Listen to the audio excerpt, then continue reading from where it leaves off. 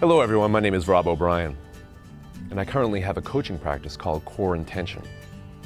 I call it Core Intention because I believe everything stems from the core, whether it be physically, mentally, emotionally, or spiritually. Our core is our center, our foundation. And when we are centered and balanced, then everything around us becomes centered and balanced. The intention is very important as well. This is also where things stem from. We create an intention that's something present for us in the moment, and then our outer experience guides us towards meeting and fulfilling that intention.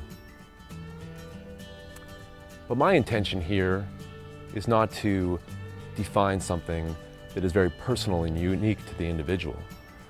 Rather, to give you a personal experience from my own life, to give an example of what core intention is all about, and to shed some light on my own inner world and journey. About 4 years ago, my life took a little bit of a turn. I was applying to a psychology program back east in Boston, where I'm from. And then someone notified me about this spiritual psychology graduate program in Santa Monica, California. I was talking with the school and I just felt drawn to it. And things worked out that I got in and I felt called to go. I was also planning on moving out to California. So I packed up my SUV with all my clothes and everything, and I was planning on taking a 2-week excursion across country and pick my way across and experience the countryside and some new places I haven't seen in the United States. My sister, who is also my best friend, had some time off at the time, and I was blessed to share that experience with her as well. Towards the end of our journey, we get to a place called Sedona, Arizona, which is an amazing place to be. It was my first time there. Experiencing energy there was unbelievable.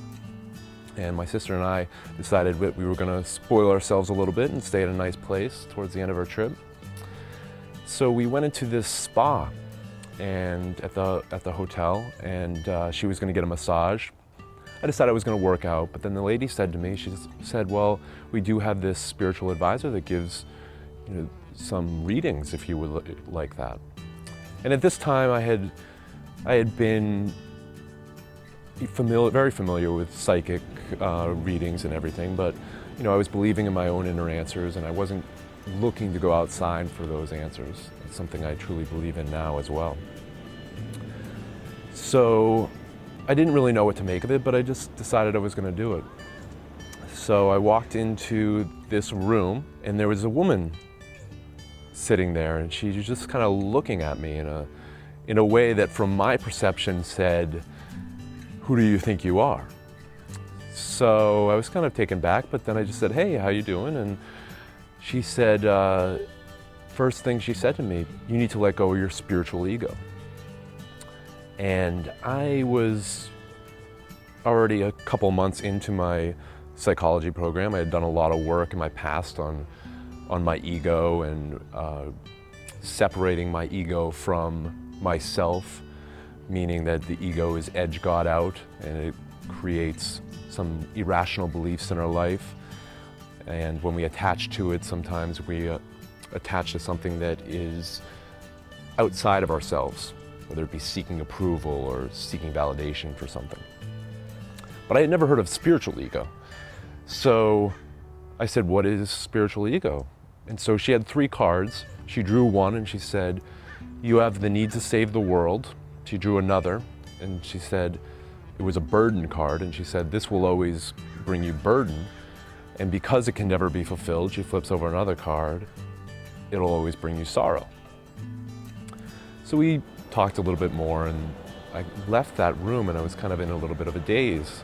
She brought something into my consciousness or awareness, and I kind of was allowing it to sit and integrate. So much like what I do with myself and my clients and my practice, is that once something comes into our consciousness, then it's in our inner reality, and all of a sudden we start to experience in our outside world things that are going to either allow us to heal this or bring this forward. So, or let go of whatever it is that we're holding on to that isn't serving us anymore. I started having these experiences through the next couple of months where I was looking outside of myself. And how I was doing that was when things got really challenging, I never blamed other people for it, but I would kind of look up and I would say, what do you want from me? You know, almost like I was speaking to, you know, whatever, to me it was God, but it was like speaking outside of myself. What do you want from me? Like someone wants something from me. And I just heard this voice inside that just said, I don't want anything from you. And again, I kind of took like this step back, and I was a little taken back, and I allowed that to integrate too. And I kind of, at first was like, what does that mean? You don't want anything from me. Then what is my purpose? Why am I here? I really felt like I was dying because I felt like I had no more purpose. And then I realized how strong that story I had was. I realized how much this story was playing out in my life and this heaviness that it was putting on me. And so letting go of this story was very difficult because it was something that I was attached to for so long. And I feel like I was getting my self-worth from it. So I almost had to relearn how to be. You know, I adopted that phrase, we're human beings, not human doings. And I realized in my consciousness, whenever I would go into situations or meet people, be like, what is my purpose? What do I need to do? And then I shifted that. So it wasn't necessarily that I was doing different things or being different person, but I wasn't saying that that story wasn't coming out, that I wasn't saying those words to myself. I was just accepting no matter what, even if I don't say a word, if I listen to a story, if I support somebody, if I'm just being there, and not attaching myself to an outcome. It was a huge part of my journey in letting that go, and I experienced so many different experiences after that that just backed up the fact of all I have to do is be. One of the points of my story here is actually letting go of a story. Sometimes these stories that we hold on to we're holding on to them for a reason, and we hold on to them because maybe it's all we know, and maybe it's a story we're reliving, and sometimes in our outer experience, we realize that if we aren't liking what we are having in our outer experience, maybe it's a story that's playing out from childhood or some other time that we adopted in our life. And check in with yourself to see if maybe you are having any stories that you could possibly let go of. Something that is outside of yourself. Are you looking outside of yourself for something?